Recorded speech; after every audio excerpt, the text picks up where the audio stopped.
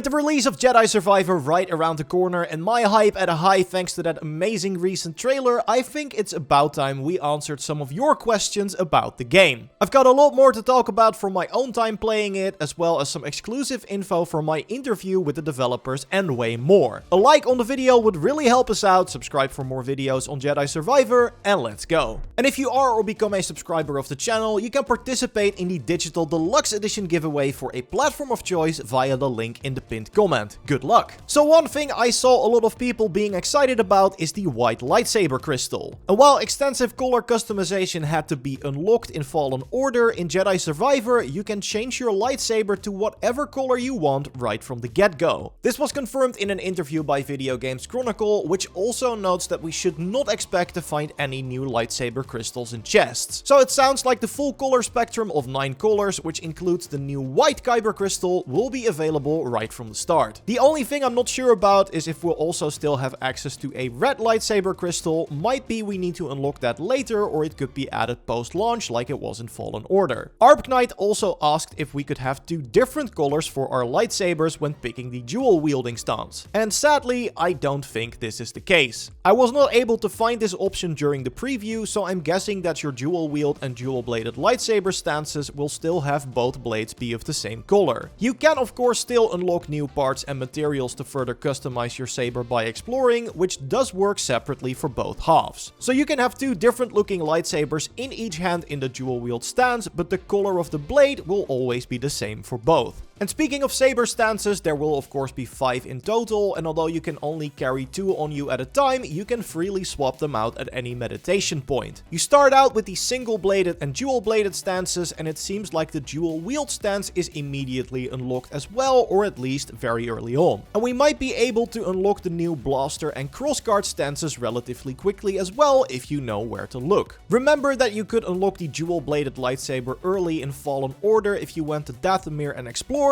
Well, I had the chance to interview production director Kasumi Shishido and design director Jason DeHara, so I was able to ask if this was also the case for Jedi Survivor. They answered saying that specific moment is a big part of their exploration philosophy and that it is something they're looking to continue in a bigger way for the sequel. The blaster and crossguard saber stances totally look the most exciting to me, so having them hidden somewhere early on could be really exciting. Although it might be we can expect other secret upgrades if we explore as well. Either way, this has me really intrigued. But of course, when exploring off the beaten path, a map is going to come in handy, and I saw some questions like the one from Elizabeth about whether the map had improved when compared to the previous game. The short answer is yes, but that also has to do with the more open design of Koboh. It's a much more horizontal space, whereas Fallen Order's levels were more linear and looped back on each other, creating a sometimes confusing spiderweb of pathways. I found navigating Koboh much easier because it's very clear which area leads to which, plus the fact that you can now place markers and fast travel to make exploration a lot easier as well. And as confirmed in an interview by Bud Y though, there will also be a navigational assist that will highlight the gate in the map that leads to the main objective, meaning you're never lost looking for the next step of the main story. And there are a lot more quality of life changes, including the fact that you can completely turn off fall damage. Respawn really doubled down on the accessibility features, with Steve Saylor also noting in his preview that there is an option to slow the entire game down either during combat or just the full game. Link to his accessibility preview will be in the video description for if you want to know more about these. There's also a new level of difficulty that's been added to the game called Padawan that sits between story and Jedi Knight difficulty, and was added because the team felt there was still a sizable gap in difficulty between story and Knight. Apart from that, it's still the same as the previous game, so story, the new Padawan difficulty, and then Knight, Master and Grandmaster. For those of you who already completed Fallen Order on the highest difficulty, that might seem like a bit of a letdown, but I assure you, the new enemies will more than make up for the lack of a new difficulty. Especially considering some of the bosses you're now able to find early in the game, like the Rancor I fought in one of the optional areas I already touched on in my hands-on preview. And while you can definitely lose a lot of time on Koboh, there will of course be more locations for us to explore like in Fallen Order. We can already see a wide variety of environments in that latest released gameplay trailer, including a new desert planet that's being plagued by a sandstorm and a more urban environment as well, which I'm assuming is Coruscant. Because during the Star Wars celebration, game director Stig Asmussen did confirm that planet as one of the playable spaces in the game. There is a bit of a caveat, however, because it was later clarified that we should not expect all planets to be as wide and open as Koboh. IGN already mentioned in their first coverage that some levels would retain a more linear approach comparable to Fallen Order. One example of this is the unnamed moon level they played as part of their preview. Stig did mention there would also be more levels like Koboh, so with a more open-ended nature, and when I asked Jason and Kasumi during my interview, they just told me I'd have to wait and see. So basically, expect a combination of both open and linear planets, probably comparable to God of War Ragnarok's different realms. At least that is the feeling that I'm getting right now. And with how massive Koboh already felt during the preview, I don't mind that not all planets will be of that size and scale. Keep in mind that the biggest ones will be large enough to have us use mounts for traversal, and the new trailer even hints that we might pick up the ability to pilot a speeder bike at 1.2. Now, one thing I know a lot of people felt was missing in the original was dismemberment. Sure, we could cut creatures and droids in half, but not humanoid enemies. Seymour also asked about this, and I am happy to report that this has been changed for sure in Survivor, as you can now cut off the limbs of a stormtrooper during combat. It is quite subtle, like it doesn't happen all of the time, and you shouldn't expect arms and legs flying everywhere, but it does help with making your lightsaber feel even more powerful. What's actually way cooler is that dismemberment is now an actual part of combat for some enemies. We already talked about dismembering the Mogu to make the fight easier in that previous hands-on video, which I will also link to in the video description for if you missed it. But Respawn have also mentioned we can remove the limbs from the menacing DT sentry droids and they still come after us. So not only is dismemberment way more present in the sequel, it's actually something you can use to your advantage against certain enemies. Which again showcases how well Respawn is approaching the sequel, as it's trying to knock pretty much every complaint about the first game off the board. We are seeing that with the cosmetics, like the improvements to Saber customization, BD1, and of course our man Cal himself, plus the fact that there is also a shop now where you can buy even more new looks for our main character. But it does seem that some of the things we saw added to Fallen Order post-launch will not be in Survivor on day one. Now don't worry, photo mode is safe, as that was already available in our preview version, but maybe you remember playing around with the really fun battle grid that lets you recreate many Fallen Order fights against all of the game's enemies. It seems like this will not be in Survivor on April 28th unless it's something that needs to be unlocked first. I wasn't able to find it at a meditation point, but I did spot a new Jedi training mode where we can safely relearn all of the mechanics of the game according to Gaming Trend. So more of a way for us to redo tutorials, which is still nice considering the amount of mechanics already at play from the start of the game. And that means it could be the battle grid is still coming later, although when I asked the developers, they said they didn't have any concrete plans or announcements regarding post-launch content. They also did not want to confirm if there would be a New Game Plus mode. I would be shocked if it doesn't happen, especially as Stig said the following in an interview with Dexter2 when asked about New Game Plus. The only thing I'll say, we understand that players want more, they want a bigger game. In regards to how that unfolds, play the game and you'll find out. So maybe that means there's a new take on New Game Plus that's different from just replaying the game with all your equipment unlocked. Your theories are of course more than welcome in the comments. We do at least know that there should be way more endgame content this time, with Stig also saying that there are more opportunities to engage with things beyond the main quest, much more than the first game. And this totally checks out with my experience. It felt like I barely scratched the surface after 4 hours of playing, so I totally expect a more sizable game than Fallen Order, again probably comparable to the jump in size from God of War 2018 to Ragnarok. The game's recently revealed file size also hints at this, coming in at a whopping 155 gigs on PC. For comparison, Fallen Order was only 55 gigs. And for console players, the biggest question of course remains if there will be a 60 FPS mode we can select. Many people, like Frankie and Ryder, asked about this, and while an FAQ page does list there will be a performance and a quality mode we can select, we do not know the specifics on either of these modes. 60 FPS is the standard for performance, so I think we're good, but take it with a grain of salt until we have confirmation. Now, one thing I am still very curious about is the blaster stance, which we've known about since pretty much the first trailer, but Respawn still has not shown any gameplay of it publicly. I was lucky enough to see a bit of it though at the preview event in LA, and it looks amazing with Cal striking an enemy with his lightsaber and then immediately following up up with a blaster shot from his left hand. There's even a really cool attack that's like a Jedi style lock-on where you can rapidly shoot multiple enemies in quick succession. And since we also know there are different variants of our blaster thanks to the pre-order and deluxe edition items, I had to ask how in-depth blaster customization would be in my interview as well. And the answer I got was pretty reassuring. I was basically told that since customization is one of the new design pillars for Jedi Survivor, we can expect that the improvements that have been made are applied across the board. So sounds like we should expect something on the level of our lightsaber and droid customization then, which has me really excited. And of course, as a very important final note, I had to ask if we would be getting a poncho as an unlockable cosmetic in Jedi Survivor, which both Jason and Kasumi could neither confirm nor deny. So I guess we'll just have to find that out for ourselves when the game releases on April 28th. We'll be making a ton of videos with spoiler-free tips and tricks when Jedi Survivor launches, so make sure to subscribe to miss none of those. Leave a like if you enjoyed the video, and if you want, you can watch my impressions after playing the game for 4 hours by clicking on the screen. I will see you in the next one. Goodbye.